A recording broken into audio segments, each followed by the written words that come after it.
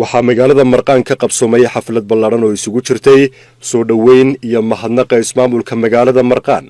Munaasabadan ayaa waxaa ka soo qayb galay madaxa arrimaha xisbiga barwaaqo ee Soomaalida Mudane Faysal Rashiid Cumar, hanti dhowraha guud ee deegaanka Mudane Maxamuud Yuusuf, wasiir ku-xigeenka xafiiska jidadka dowladda deegaanka Soomaalida Mudane Axmed Naasir Soofe, maraya ku-xigeenka wakaalada warbaahinta ee deegaanka Mudane Farxaan Jibriil Cawaale, ku-xigeenka hanti dhowraha guud ee deegaanka Mudane Cabdullaahi Cabdi, wasiir ku-xigeenka xafiiska ka hortagga iyo xakamaynta cudurka HIV/AIDS-ka Mudane Cabdixaafid Maxamuud, gudoomiyaha gobolka Doolo Mudane Cabdullaahi Deeq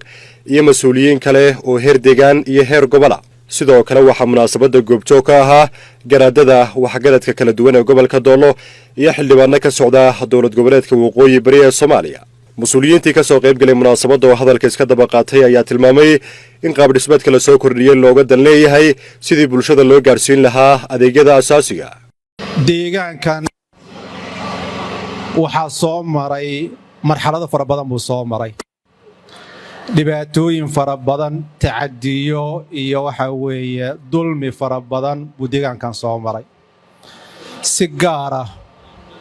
بلشادة قبل كدولو إيو waxa weeye bariga Doolo iyagana dhibaatooyin fara badan baa soo maray in magaalooyinkan maanta waaweyn ee camiran ay haawanayeen oo dadku ka yaaceen oo ay aadeen wadamada jaarka ah sida Soomaaliya iyo Kenya dhulalka waxa weeye kala aadeen taa waxa keenay waa maamulkii markaa ka jiray dalkan hogaaminayay deegaankana hogaaminayay oo aan dadkiisa u naxariisanayn gacan bir ah ku hayay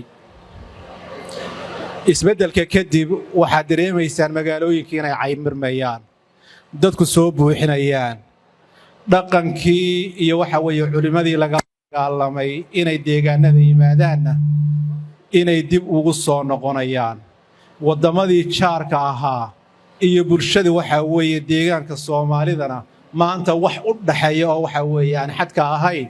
uusan u dhaxayn oo la isdhex qaadayo ganacsigii baa la furay dadku waa wada socdaan waa wada dhaqmayaan waa wax Ilaahay loogu mahadiyo isbedelka markuu dhacay shacabka waxa la yeeshay kulamo waaweyn saddex arrimood ama afar arrimood baa ugu muhiimsanaa waxa shacabku ay codsanayeen ama ay tabayeen ta koobaad waxay ahayd amniga hooyooyinku way ka walaaci jireen ilmahoodu markuu baxo in uu si